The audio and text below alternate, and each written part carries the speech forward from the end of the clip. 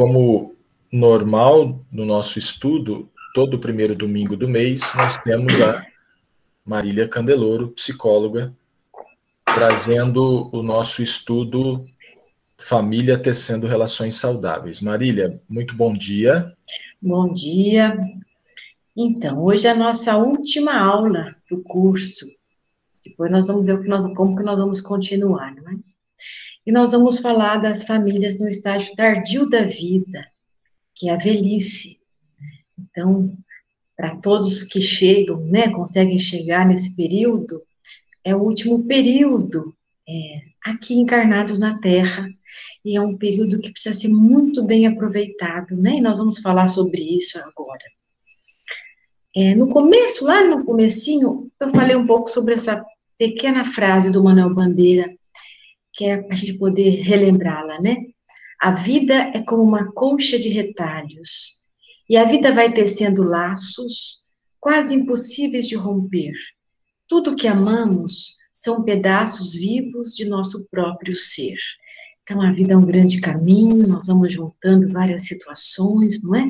Até chegar aí na maturidade, na velhice, onde nós já tecemos muitas coisas. Então, nós já falamos desde lá da infância, chegamos na fase genital, que foi a nossa última aula da vida adulta, e agora nós estamos aqui, né, na velhice, que a idade é entre 60 e 65 anos em diante, até o desencarne. E como nessa fase é uma fase importantíssima, porque entra a fase cordial, né? Como eu falei para vocês, que o Freud, nos estudos dele, ele parou aqui no genital, que seria a plenitude na questão da sexualidade. Mas o Bion, um outro psicanalista, avança e fala que nessa fase, né, depois dos 60 anos, a nossa energia, essa libido, sobe para o coração, cordial. Por isso ele fala da fase cordial, da importância de evoluirmos os nossos investimentos nessa idade, no prazer da doação, na sublimação, não é? Então é uma fase importantíssima. Então a velhice, né? O que é esperado na velhice? A sabedoria, toda a experiência já vivida, não é? Dentro e fora da família. Há de ter um maior investimento libidinal na troca de energia, na doação e sublimação, aceitar a mudança dos papéis geracionais. Então, uma pessoa que envelhece de uma forma mais saudável, amadurecida, ela vai se adaptando e aceitando as alterações de papéis, né? Porque às vezes tem pessoas que já estão velhas e ainda querem ter um controle sobre os filhos, sobre os netos, sobre as questões financeiras. Então, manter o funcionamento dos interesses próprios e ou do casal em face do declínio fisiológico. Então, manter um funcionamento de uma forma saudável, porque vai existir um declínio fisiológico, vai ter uma adaptação e uma ampliação dos recursos internos. Um desprendimento é muito importante, que quando a gente vai chegando nessa fase, claro, o desprendimento é um exercício para toda a vida, né? Porque a pessoa muito materialista, ela desfoca o objetivo central da nossa existência. Então, a pessoa mais idosa, ela tem que se desprendendo tanto das posses materiais, tem idosos que acumulam um monte de riquezas e não delegam para os filhos, vocês sabem? Por exemplo, você está idoso, passa as coisas no nome dos filhos, usufruto seu, tem idoso que segura, controla os filhos, não passa nada no nome, então isso é um apego, não é? E um desprendimento emocional, que a gente vai se despedindo, o idoso vai se despedindo, porque nada nem nós, não é? Nada é da gente, os filhos não são nossos, nós passamos pela vida e as pessoas passam por nós, então que nós possamos ter bons vínculos nesse caminho até o desencarne. É importante começar a apoiar o papel mais central da geração do meio, quando o velho vai começando a ter dificuldades, eu vou falar isso daqui a pouco. Então, eu coloquei aqui umas imagens, né? Hoje os velhos estão cada vez mais também adaptados ao mundo atual, né? Usam celular, internet, eles estão, vamos pensar assim, um velho antigamente, ele ficava muito mais improdutivo no sentido geral, né? Então, hoje, os idosos, como nós estamos vivendo mais, a cada vez mais, a produtividade e o interesse pelas coisas continuam, né? Então, nessa fase, é o final da fase economicamente ativa da pessoa, que é quando ela se aposenta. Na verdade, não funciona bem assim, né? Eu me aposentei, mas eu continuo trabalhando. Nós estávamos conversando um pouco com a Donizete antes do início, né? Essa nomenclatura, ela ainda está inadequada, porque hoje a gente trabalha até aos 80 anos, uma pessoa saudável, ela continua, se ela mantém a mente saudável, ela continua ativa, não é? Intelectualmente e economicamente. Então, isso depende aí da pessoa e do estado de saúde física. E existe uma crise de identidade. Não tem a crise do adolescente? O adolescente luta pela própria identidade, né? Ele não quer ser mais dependente dos pais, ele questiona tudo. E o idoso luta para não perder a identidade, né? Ele teme em continuar, às vezes, dirigindo, subindo escadas, né? Eu pus aqui uma pessoa muito velhinha, eu conheci um idoso, ele já não tinha mais nem, não tirava mais carta. E ele dirigia escondido, coisa que o adolescente faz. Então, o idoso tem que aceitar que os limites, eles vêm e nos fazem crescer quando você deixa de olhar só para fora e consegue ampliar o seu interno, né? Então, mas é uma crise que eu acho que todos nós vamos passar de alguma forma, porque nós temos autonomia. Então, lidar com esses limites que a idade impõe é um grande trabalho. É uma volta gradativa à dependência do meio externo para sobreviver. Então, lá a criança não dependia, agora o idoso começa a ter mais limites. Então, vai lá o filho fazer a barba do pai, não é? Às vezes tem que dar banho. Então, é uma volta gradativa, de acordo com como avança a idade. Então, é o declínio fisiológico e é importante aceitar esses limites físicos e psíquicos. Inversão de papéis. De cuidador, que nós fomos até a vida adulta, quando vai tendo um declínio maior nesse processo da velhice, você começa a ser cuidado. Então, essa inversão de papéis é muito difícil nesse primeiro momento, né? Por isso que existe aí uma briga com o idoso, de querer ser autossuficiente, porque é uma fase difícil e tem que abrir, porque é só o corpo, o espírito está livre. Então, essa inversão de papéis, os filhos vão se tornando pais dos seus próprios pais. Então, o idoso precisa aceitar os limites inerentes à idade, não é? A alimentação física, a saúde mais frágil, problemas de memória que alguns têm. Aceitar que já não consegue resolver tudo sozinhos, como antes, e que precisarão cada vez mais da ajuda dos filhos e de outras pessoas. Então, esse é um processo muito grande que o idoso vai tendo que trabalhar com, vamos pensar assim, com o seu egoísmo e com a dificuldade de entender que nós não temos o controle de tudo. Então, como não há uma criança pequena que quer fazer as coisas, ou adolescente que teima, então o adulto precisa devagar aceitar essa inversão como um processo importante para o desenvolvimento emocional e espiritual. Então, aí os filhos já têm que ajudar no banho, trocar fralda, alimentar, dar remédio, colocar para dormir, tudo que a gente fazia com a criança, não é? Então, os filhos adultos começam a fazer com os pais. Não deixá-los sozinhos, porque tem risco, pode acender o fogão, pode sair correndo de casa, né? Tem famílias que têm que deixar as portas fechadas, porque o idoso quer ir para a rua. Como que a gente faz com as crianças mesmo? Então, a experiência de cuidar e ser cuidado envolve no seu ponto básico, olha que importante, o afeto. Nós temos que ter um afeto, nós temos que ter um amor para passar por esse período de uma forma saudável. E a decisão entre manter os pais juntos de si, na casa onde sempre viveram, ou ainda no lar para idosos, algumas vezes é carregada de culpas.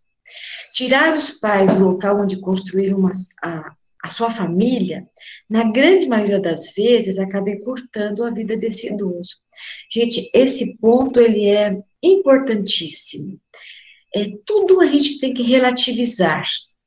Eu tenho uma amiga que o pai entrou num estado muito grande de Alzheimer, ele escapava na rua, ela sozinha, ele começava a dar um trabalho que ela não tinha como, ela não tinha condições nem financeiras para poder colocar um cuidador, ela teve que colocar o pai num abrigo para idosos, e pegava o pai no final de semana. Aí algumas pessoas podem criticar, nossa, ela colocou o pai. Na situação dessa pessoa, foi o que foi possível, não foi falta de amor, não é? Foi uma situação que a vida se impôs. Então a gente tem que sempre não julgar e relativizar. Mas é claro que é muito importante o idoso ficar no lugar dele, na casa dele. E vou dizer, nem na casa dos filhos, porque na casa dos filhos ele vai se sentir, às vezes tem um adolescente, tem as crianças, ele pode sentir que está incomodando, as pessoas também se incomodam. Se for possível, é manter o idoso na casa dele, perto dele. Eu trouxe minha mãe morar meio quarteirão de casa. Ela ainda é lúcida, mas ela mora bem pertinho de mim, né? Então eu estou aqui direto. E eu penso que o dia que minha mãe precisar de uma ajuda maior, vão ter os cuidadores vai ter eu e meus irmãos para também acolhê-los. Então, a gente tem que poder ver o que é possível. Agora, tem famílias que não tem como deixar o pai na casa dele porque não tem financeiramente recursos para manter um cuidador ou manter essas duas situações. E vão levar para casa, percebe?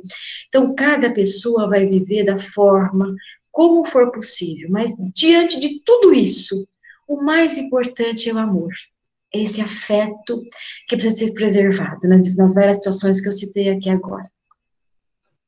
Então, cuidar do idoso com a saúde debilitada exige, além do tempo, empenho e condições emocionais e psicológicas para isso. O tempo passa, e por mais que os filhos cuidem e zelem pelos seus pais, também acabam envelhecendo. Então, o amparo de um profissional qualificado para o auxílio desses cuidados tende a ser gratificante para os dois lados, quanto isso é possível. Então, nesse sentido, o papel do cuidador se torna fundamental. Tanto pais como filhos precisam entender que a contratação de um profissional é uma forma também de demonstrar amor, ou seja, ter alguém muitas vezes mais competente em termos de saber lidar com o idoso não significa abandono por parte dos filhos, mas uma demonstração de carinho e preocupação. Então, quando existe essa possibilidade financeira dos pais terem um cuidador que está lá, tem as habilidades e vai poupar também um pouco os filhos, o desgaste da troca fica menor. Porque quando os filhos têm que lidar o tempo inteiro, isso sobrecarrega, o filho trabalha, tem a casa dele. Isso, claro, quando é possível. Quando não é possível, tem que fazer do jeito que dá. Na época da minha mãe, nós tínhamos a minha avó, e ela ficou realmente incapacitada de ficar, ela ficava um tempo em cada filho. Eu lembro, eu era adolescente, a minha avó ficava um mês na casa da minha mãe com a gente. Depois ela ia para o outro mês na casa da outra filha. Foi o que foi possível. E minha avó passou os últimos anos da vida dela entre os filhos de uma forma bem, do jeito da realidade que foi possível na época, não é? Então, veja, no começo está a mãe cuidando da filhinha, e no final está a filhinha cuidando da mãe, né? Esse é o caminho aí de todo mundo que tem uma longevidade. Agora, tem a velhice difícil.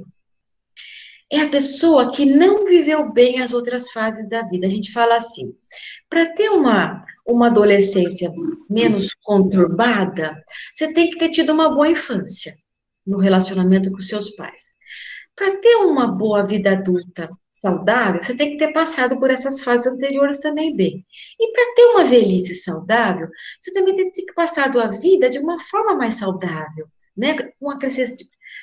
Com mais valores, com mais felicidade, com mais resignação, aceitação dos limites. Então, todo esse processo.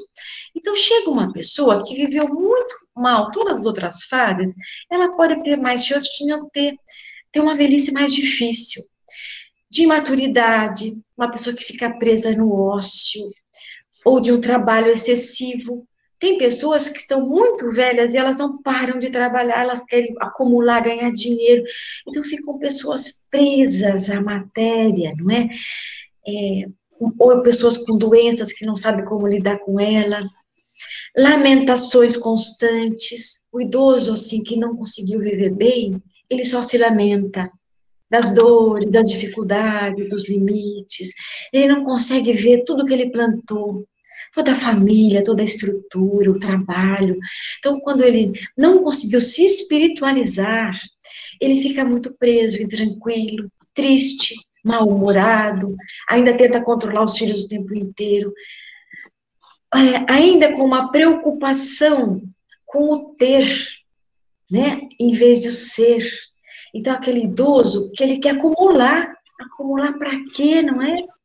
Em nenhum momento a gente tem que ter acumulação de bens, mas o idoso que ainda quer acumular e não passa para os filhos, porque esse tipo de idoso, eles nem passam as coisas no nome dos filhos, eles querem um controle, eles dão, né? Eles não entendem a importância de delegar e de se despedir desses apegos. Então, não desenvolve a sabedoria, que é uma das virtudes, é uma das situações que o idoso mais saudável consegue chegar na sabedoria, né? Nesse desprendimento, nesse amor de doação, que é só conseguida realmente mais no final da existência, porque esse idoso não passou bem as fases da vida. Tem um filminho que eu sempre cito, Os Fantasmas de Scrooge, vocês assistiram? Quem não assistiu, assista. É um velho totalmente materialista, que ele vai envelhecer. A história é linda, gente. Assistam o filme, não vou me deter nele, né, que não vai dar tempo, para vocês perceberem o que é uma velhice difícil de uma pessoa que não se desprende da matéria. E tem a velhice serena, com tranquilidade, que tem a alegria, o bom humor, o trabalho, tem trabalho, o lazer, a amizade. É muito importante manter as amizades entre iguais, com os filhos, com os netos. Um velho que consegue chegar de uma maneira serena a esse período, ele é uma pessoa gostosa de estar junto. Os netos também gostam de estar junto de uma pessoa que sabe mais, que é uma pessoa que não prende, que é amigo. Às vezes tem filhos que falam com o vô e não falam com o pai, né? Tem mais liberdade, que o vô não vai cobrar. Então, é muito importante a gente envelhecer de uma forma mais suave e leve. E uma preocupação, quando ele consegue chegar aqui, com o ser, não é mais com o ter. É a simplicidade, a espiritualidade que se tornam o motor principal desse processo da vida. É um desprendimento gradativo dos prazeres e bens terrenos. Então, são aqueles pais que doam para os filhos, doam o seu amor, doam os bens, passam no nome dos filhos. Tem pais que não passam no nome dos filhos, aí o idoso desencarna, os filhos têm que fazer todo um processo, gastam um dinheirão para poder passar esse bem no nome deles. Então, quando a gente vai envelhecendo, a gente tem que ir passando no nome dos filhos, usufruto seu, mas e se desprendendo disso, né? Então, a velhice serena expressa isso, é uma pessoa velha que não está mais presa a nada, ela está vinculada ao amor, de doação, e ela doa emocional, e doa até o material, para os filhos, porque sabe que ela não vai ter mais um sentido ela se aprisionar a esses bens. Então, é um amor sem apego, é a sabedoria.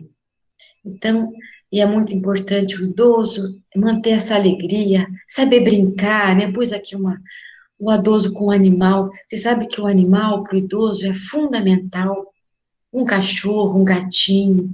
O cachorro, gente, ele é um animal cada vez está mais desenvolvido, né? Eu vi um vídeo ontem de um cachorro puxando um carrinho, o carrinho por um fio, e o carrinho prendia, ele ia lá, tirava. Os animais estão cada vez mais inteligentes, e um animal na vida do idoso, ele promove o não estar só.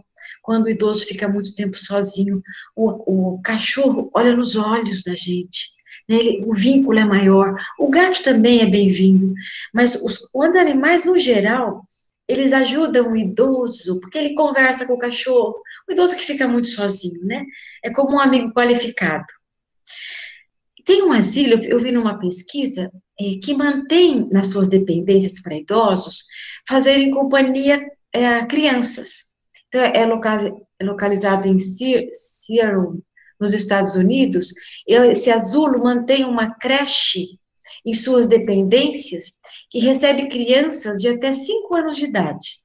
Com acompanhamento de profissionais capacitados, meninos e meninas passam o dia com os idosos, fazendo atividades como dança, pintura, contação de histórias e música. Olha que eu achei tão bacana esse trabalho, não é? Veja, o idoso se sente valorizado, ele vai contar historinhas, ele vai brincar, e as crianças vão fazer muito bem, porque a criança traz vitalidade, energia. Então, isso é uma coisa importante, né? Para ter uma idade avançada, mais saudável. Há muito tempo atrás, eu elaborei uma história, algumas histórias, e essa eu trouxe para vocês porque eu achei que cabia aqui hoje, que é uma história que chama O Tempo Passa. Então, quando a criança está aqui, o bebê com 7 meses, a mãe vai falar, né? Coma, meu filhinho, meu pai, tá gostoso. Aí o filhinho está aqui com 3 aninhos. E a mãe fala, que cabelinho sujo, hein? Se não fosse a mamãe. Aí o filho com 5 anos. O filho fala para o pai, pai, joga bola comigo? E o pai, claro, filhinho, vamos lá. Aí o filho está com 7 anos. O pai fala, filho, hoje nós vamos comer pizza e depois vamos na casa da vovó. Aí o filho fala, oba! Aí o filho já está com 8 anos. Mãe, eu não entendi a tarefa. E a mãe fala, deixa eu te ajudar. Aí o filho com 10 anos. Tinho, por que você trancou a porta? O filho estava tomando banho. Dá um tempo, mãe, eu estou no banho. O filho já está crescendo. 13 anos. Filho, você precisa de ajuda na tarefa? E o filho fala, não, mãe, eu fui no plantão de dúvidas ontem, fecha a porta quando sair. E ouvindo a música dele, jamais preso à própria vida, não é? A mãe sai com um suspiro. Aí o filho com 15 anos, ô filhão, vamos bater uma bola? E o filho fala, ô pai, fica para outra vez, eu estou indo no clube jogar com meus amigos. E o pai suspira com a bola na mão. 16 anos. Filho, vamos comer uma pizza hoje? Hoje não dá, pai. Marquei um encontro com aquela gatinha que eu te falei. Vamos visitar a sua avó? Você vem conosco, a mãe fala. Ele fala, puxa, mãe, eu já combinei de nadar na casa do Juca. Manda um beijo para a avó. Aí o pai fala, o filho fala, pai, me arruma um dezão para o cinema? Aí o pai fala assim, eu só sirvo para te dar dinheiro, né? Passam assim muitos anos e os pais envelhecem. E o filho, que era criança, adulto, fala, os pais, vim buscar vocês para dar um passeio no bosque. E passa mais um tempo. E tá lá esse filho casado com a mulher, dando comida para o pai. E ele fala, vamos lá, pai, come mais um pouquinho. E a nora, tá gostoso, seu Dodô. E o seu Dodô, lá nos pensamentos dele, lembra aqui nessa última imagem, ele dando comida para o filho pequeno. Então, gente, esse é o nosso trajeto, não é? Nós começamos dependentes, quando temos uma vida muito longeva, nós acabamos dependentes, mas é uma história construída muito importante quando a gente consegue passar por ela bem.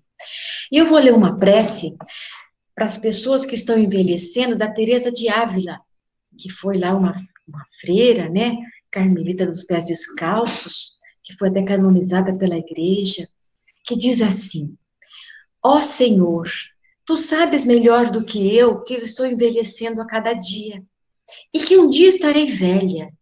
Livra-me da tolice de achar que devo dizer algo em todas as ocasiões. Livra-me do desejo enorme de pôr em ordem a vida dos outros.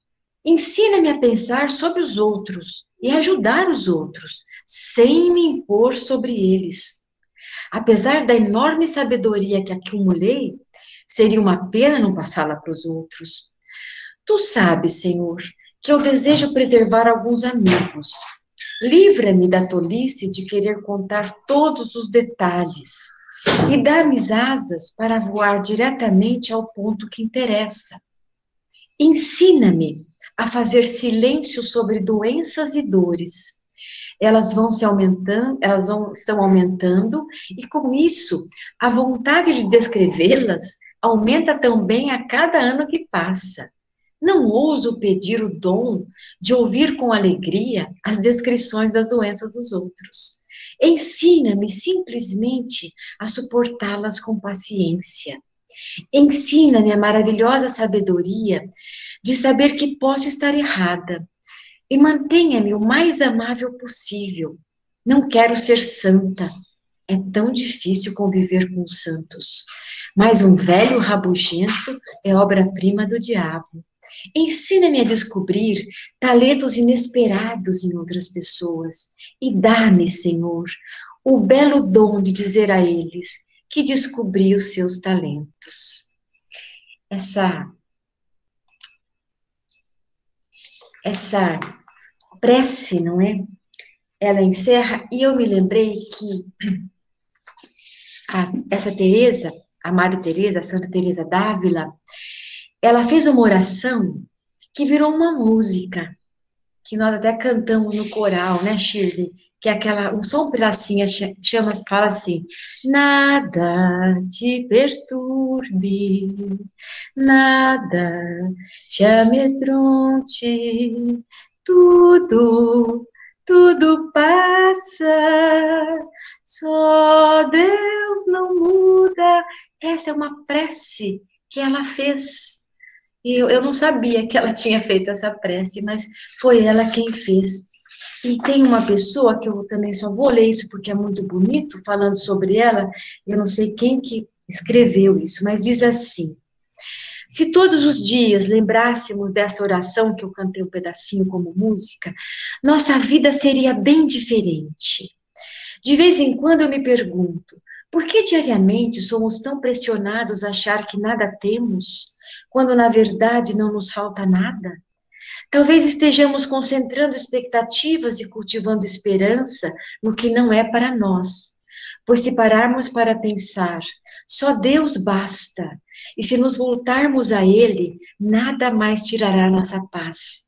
O difícil é silenciarmos esse mundo tão barulhento e tão disperso para escutarmos o que Deus tenta nos falar.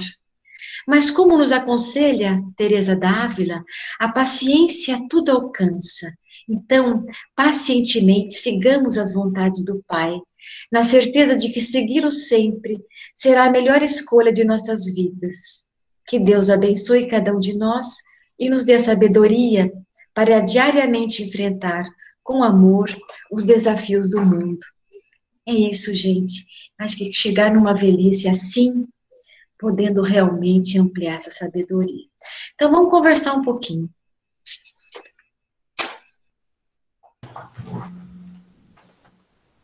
Ok. Quem tiver alguma pergunta para fazer... Edson levantou a mão, por favor, Edson. Marília, essa questão de doar as coisas aos filhos, eu, por exemplo, quando meus filhos acabaram de se formar, estavam trabalhando fora, eles não queriam, mas eu ajudei na compra de imóvel, cada um tivesse o imóvel dele.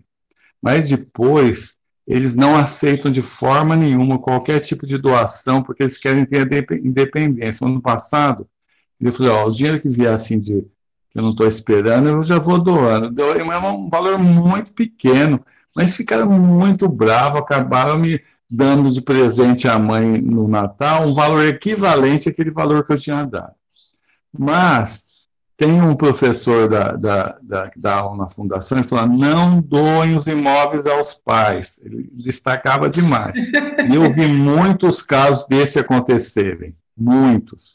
Porque tem filhos que, quando morre um dos dois, eles obrigam a mãe, por exemplo, no caso, geralmente é o marido que morre primeiro, a vender que eles querem a parte do imóvel e ficam sem nada. Quando estão no nome deles, então, e a mãe só usufruto, a mãe não tem força moral para falar que não.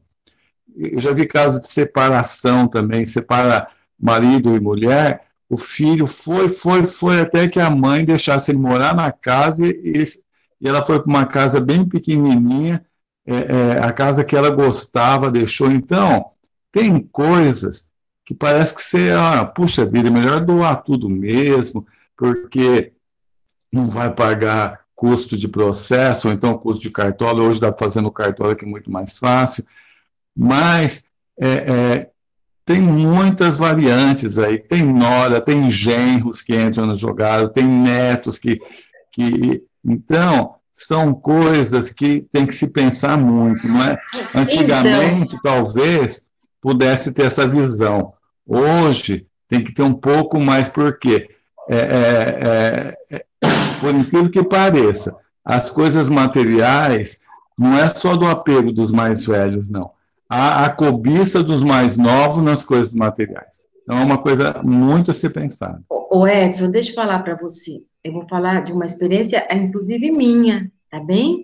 Eu tenho a minha mãe passou tudo que ela tinha no nome dos nós, filhos, usufruto dela. E mais, Edson, eu tenho a minha casa, a minha clínica. Eu já passei a minha casa e a minha clínica no nome dos meus filhos, usufruto meu, porque são bens que eu não vou vender. Eu quero te dizer assim, o usufruto, ele te protege, né? Por exemplo, eles não vão vender um imóvel meu. Agora, é claro, tem filhos e filhos, mas eu acho que quando você faz isso, você está se desapegando, porque uma pessoa idosa que não passa nada, tem um aspecto, quando eu falo passar, é porque isso vai dar tanto trabalho depois para os filhos. Eu realmente não vejo assim, Edson, porque eu acho que o usufruto protege, né, nesse sentido. Se você não pensa, por exemplo, se eu não penso que nunca eu ia vender essa casa, o usufruto me garante essa garantia, entende? Então, eu não sei, Edson, o que vocês acham? O que o Donizete fala aí, como que ele entende essa parte mais legal?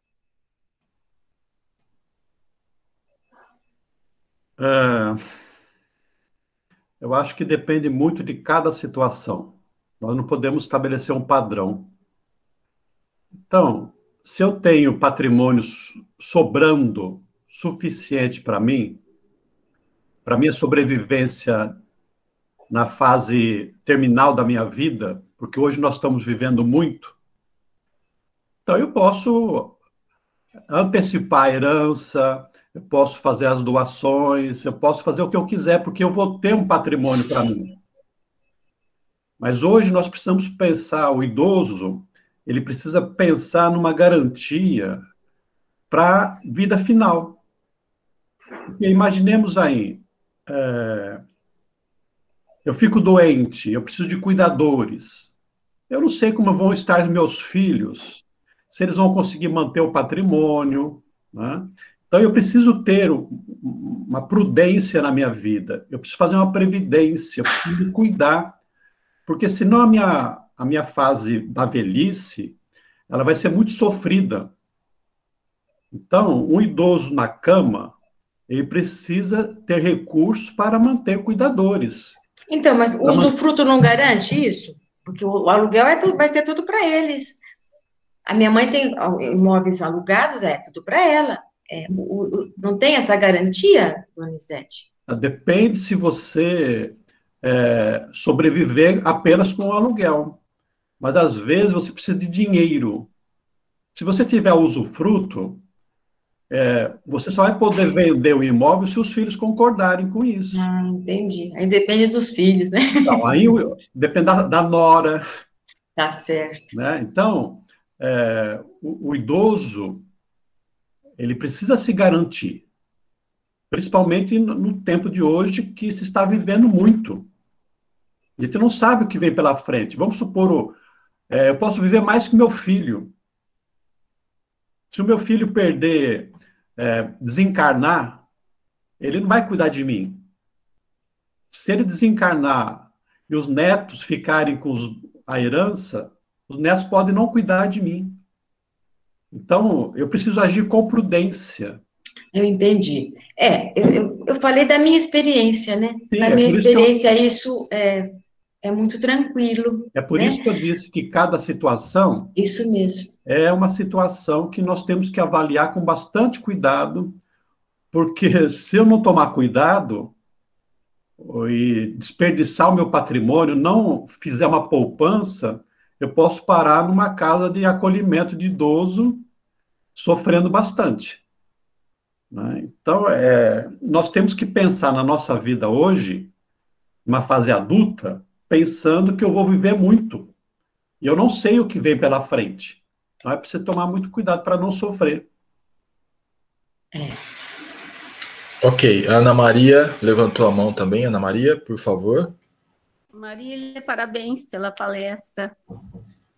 Boa, sempre. Isso me toca por causa da minha mãe, né? A experiência agora com a minha mãe, que eu vou compartilhar com todos, que ela está muito dependente, muito, está com 90 anos, e foi um processo para mim. No começo eu não aceitava essa condição dela, porque ela era uma adulta muito ativa, né? Você conheceu minha mãe, e eu não aceitava. E essa aceitação veio no cuidado. Isso foi muito importante para mim. Está sendo muito importante. A questão do cuidado com amor, sabe? De se colocar no lugar dela, foi muito importante. Só queria compartilhar isso com todos. Muito bom, é um crescimento, né, Ana? É aquela coisa mesmo de cuidador a ser cuidado, né? É o processo e é o caminho de todos nós, se a gente viver muito. Sim. Parabéns, Maria. Bom, Donizete levantou a mão, mas antes de você, Donizete, a Adriana já tinha perguntado aqui no chat qual o objetivo, espiritualmente falando, de uma pessoa manter-se encarnada se ela está incapacitada. Não tem mais vida ativa, nem emocional, nem mental. Qual o objetivo dessa situação, Marília? O objetivo é o que ela precisa passar. Não tem pessoas que ficam em coma. Você sabe que assisti uma entrevista tão interessante, um jovem, ele ficou 18 anos em coma e a família manteve ele. E quando ele voltou do coma, ele ouvia tudo que a família falava. Ele conta que tudo que ele ficou sem poder se mover, mas mentalmente ele ouvia tudo. Então, a gente tem que confiar na justiça divina. Se tem um idoso que fica no estado de total dependência, é o que ele precisaria passar, né? Deus é justo, tudo que acontece tem um sentido, a pessoa precisa passar por aquela situação, por aquela prova, por aquela expiação, né, de ficar lá presa num corpo. Então, tem um sentido, sim, sempre tem um sentido. Pode não, você fala assim, mas a pessoa já não produz mais nada, mas ela teria que passar por isso nessa vida. Falta um pedacinho aí para ela cumprir na existência com essa situação. Então, nós não sabemos qual vai ser o nosso caminho também, né? Donizete?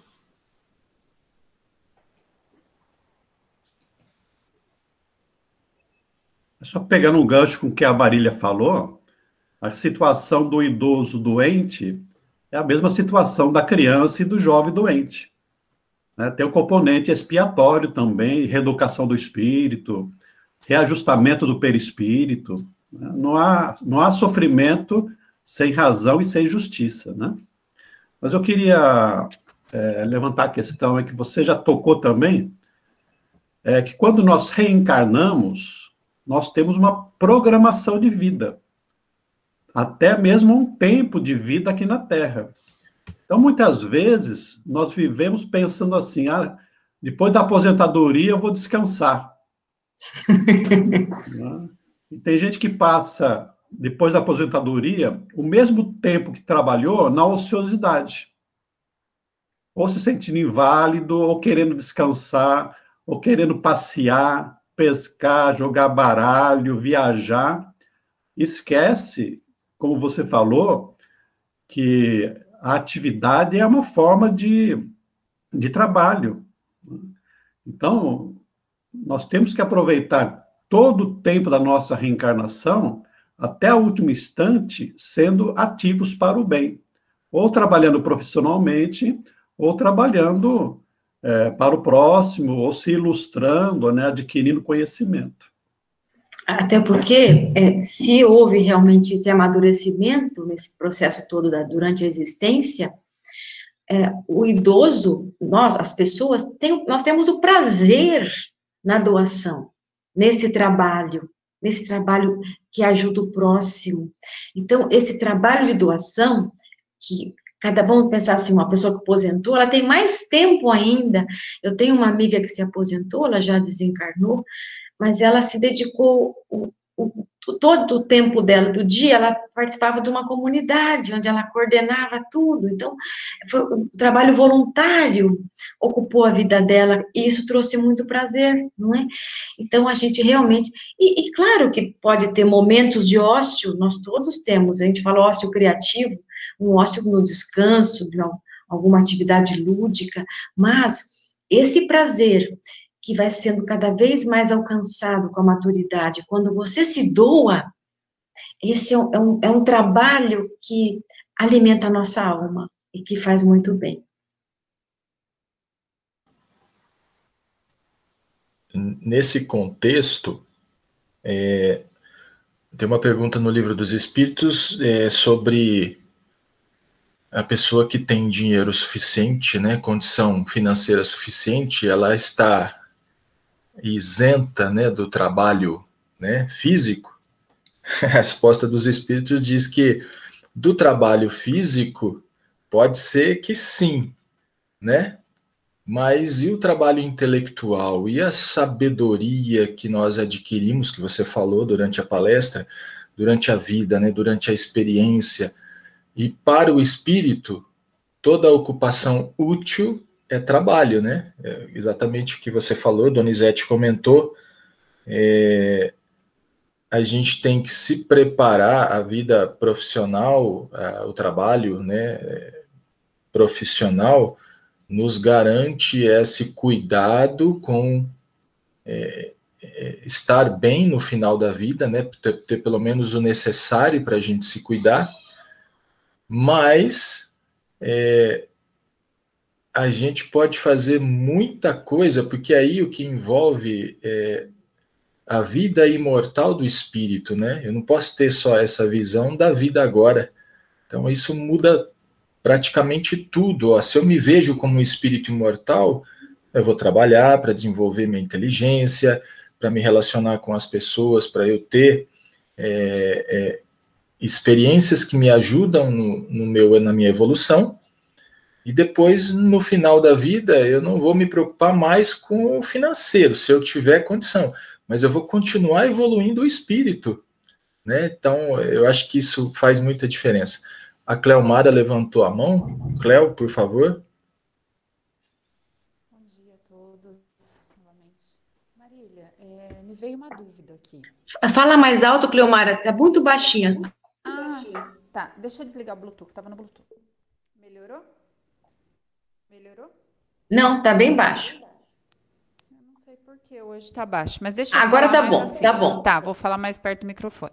É o seguinte, o que eu vejo normalmente, assim, bastante até, idosos ranzinzas, né? Que não tiveram aquele desenvolvimento adequado como você falou.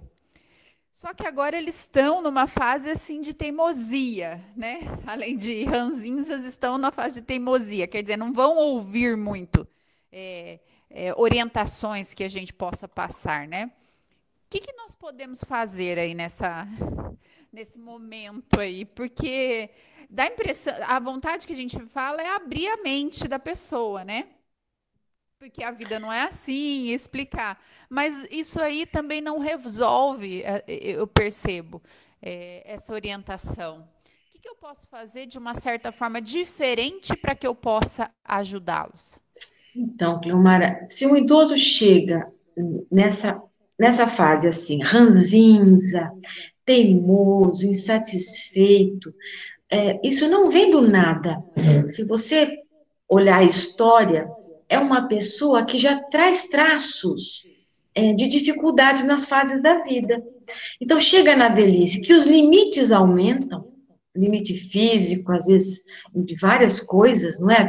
Até mental, fica muito difícil. E essa teimosia é um aspecto da falta do amadurecimento.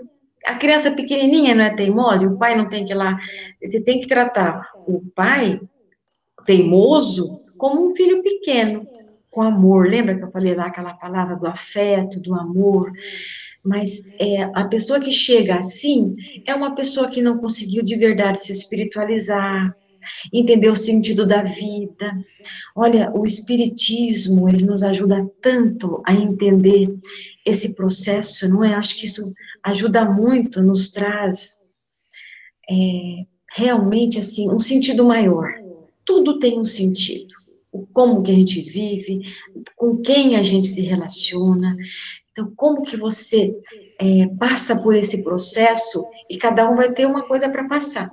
Então, um pai teimoso é um pai que está precisando de acolhimento, de limite, né? De limite, porque tem idosos, como eu falei lá, que quer continuar dirigindo, não vai dirigir, né? Igual o filho que quer dirigir adolescente, não vai dirigir, você não tem carta ainda. O pai, você não vai dirigir, você não tem mais carta. Então, tem coisas que não dá, você tem que se colocar. Mas, de verdade, ajudar essa pessoa a ressignificar o momento. E que acho que o que ajuda demais é a pessoa se espiritualizar. Ela entender e compreender o real sentido da vida, né? Shirley, você levantou a mão? Está com seu microfone desligado. Sim. Olha, as pessoas são diferentes, cada uma tem uma natureza. Então, acho que essa questão da gente procurar cultivar ao longo da vida uma vida espiritual, o autoconhecimento, isso vai fazer com que lá não, que eu já estou lá, né? Lá na velhice, você consiga lidar melhor. Lidar. Lidar é um aprendizado. É um aprendizado que tem que vir desde o começo. Assim como a gente, quando está criando os filhos, tem que criar oportunidades para que eles aprendam a lidar com os problemas. Você, na medida em que cresce, vai sendo o responsável por estar criando esses espaços. Então, tudo é uma questão, né, de aprendizado, de educação, e principalmente na vida adulta, de educação de si. É você que tem que ir cultivando uma vida espiritual, valorizando, procurando enxergar aquilo que realmente tem que ter valor, porque mais tarde, como colocou agora há pouco aquela menina, fica difícil. Fica difícil, a pessoa, quando ela não cultiva em si a resiliência, a paciência, a espiritualidade, fica difícil dela lidar depois com os novos fatos, que cada dia impõem mais limites para ela, para o cotidiano dela. E aí, como que ela vai lidar com isso? Lidar não, como que ela vai como que ela vai reagir? Com teimosia, não é? Com mau humor. E aí realmente as coisas ficam difíceis para os filhos que vão ter que lidar com isso, né? E aí criar oportunidade para o pai também, eu acho que é aí, né, Marília? Depois os filhos, quando se deparam com uma situação assim, o que cabe a eles e o que resta é criar oportunidades para esses idosos irem repensando ou irem seguindo o exemplo dos filhos. Olha, ele fez, tentando pelo menos, não é? Criar espaço para eles se reeducarem nesse tempo. Isso mesmo. É igual como a gente faz com criança e com adolescente, né? Nós somos espíritos. Então, tem espíritos que encarnam com mais dificuldade para até assimilar todo o processo educativo, e os pais têm que continuar. Lembra que a gente falava daquele nasceu mais com positivo ou mais negativo. Então, é um trabalho que você não pode desistir de ajudar a pessoa a desenvolver valores, essa espiritualidade, e às vezes, por mais que você faça, isso acaba entrando muito pouco. Isso acontece, às vezes, no processo da família, como nós já falamos durante todo o curso, né? E chegou na velhice assim, você vai ter amor, mas você vai ter que colocar os limites, né? Os limites até protetivos, porque às vezes o idoso pode querer fazer coisas que ele não vai fazer mais, não vai mais ligar no fogão porque ele esquece ligado. Então, são coisas que você vai tendo que, de alguma forma, você vira realmente mãe e pai do seu pai ou da sua mãe, né? O importante é que possa preservar esse afeto e esse amor, mesmo com essas características mais negativas. Então, isso é um exercício para os filhos também. Marília, tem mais uma pergunta aqui no chat. A Adriana pergunta, por que hoje em dia as pessoas vivem mais? Há algum objetivo espiritual para isso? Olha, as pessoas vivem mais, inclusive, não vamos pensar na vida na Terra, né? Porque nós temos condições melhores para viver mais também, né? Hoje a medicina evoluiu, é toda uma questão de que antes as pessoas viviam muito pouco. Eu estava comentando no início do trabalho, eu, Donizete e o Adriano, né? As pessoas vivem cada vez mais. Tem pessoas que chegam até aos 100 anos. Uma vez eu fui numa festa de uma pessoa que fez 100 anos, lúcida. Então, o desenvolvimento material, o desenvolvimento da intelectualidade, favoreceu uma longevidade. E essa longevidade, ela também tem um sentido também espiritual, né? Nós estamos aqui na Terra e eu vou dizer, olha que bom, né? Nós temos um tempo maior para poder aproveitar essa passagem aqui na Terra. Então, a longevidade, ela nos traz mais tempo. É uma boa oportunidade, porque não é fácil, assim, reencarnar, né? Às vezes a gente pode desencarnar e ficar um tempão lá, antes que consigamos reencarnar novamente. Então, a vida é para ser aproveitada, mas aproveitada no sentido real do nosso desenvolvimento como pessoas, né? Com boas pessoas, ampliar o bom e a parte espiritual dentro de cada um. Nesse contexto, Marília, a vida ativa profissional ajuda muito a desenvolver a inteligência, né? E os relacionamentos ajudam também a desenvolver as virtudes. Então, na fase da velhice, né? A terceira idade, a quarta, a quinta, com certeza a gente encarna para evoluir. Então, se aumenta o tempo de vida aqui, e se eu não tenho uma vida ativa intelectualmente, né, profissional, com certeza a gente vai ter tempo para desenvolver as virtudes. Porque aí são com as limitações que a gente vai ter que desenvolver a paciência, vai ter que desenvolver a tolerância, vai ter que se tornar mais disciplinado. Enfim, o Edson levantou a mão, ele vai colaborar. A gente aprende pelo amor ou pela dor, né? Exato. Cada um é um caminho. Eu só queria, no tocante à longevidade, que isso é uma coisa até natural. Na revista Espírita, a gente vê espíritos que moram, por exemplo, em Júpiter, que lá o tempo de vida encarnada é de 500 anos, aproximadamente. Então, quanto mais vai evoluindo o mundo, maior vai sendo a longevidade das encarnações. E só para colaborar, Edson, né, tem uma informação no Livro dos Espíritos, né, que fala quanto mais evoluído é o planeta e os seus habitantes, menor é o tempo da infância, né? Lá a infância praticamente não existe, porque os espíritos já são tão evoluídos que eles não precisam passar por esse processo tão longo de adaptação, né? Sair do mundo espiritual, vir para o mundo material, se adaptar aos corpos, que são mais sutis, né? São mais perfeitos, só para colaborar. E o nosso tempo está esgotado. Marília, você quer finalizar?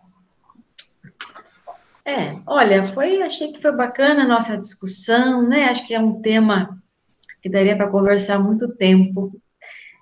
Mas eu acho que nós temos que realmente refletir aí, acho que durante esse curso, nós começamos lá do nascimento até o desencarne, né? E eu acabei nem falando do desencarne, porque no desencarne, quem fica tem que ter tido uma elaboração. Pessoas muito presas nos pais, elas ficam melancólicas, não elaboram luto, né? Então, é todo um processo importante que nós temos à nossa frente, como filhos, como pais, como idosos, não é? Para realmente possamos nos desenvolver mais. Foi um prazer estar com vocês nesse curso. Eu vou continuar com vocês, eu falei com o Adriano, né?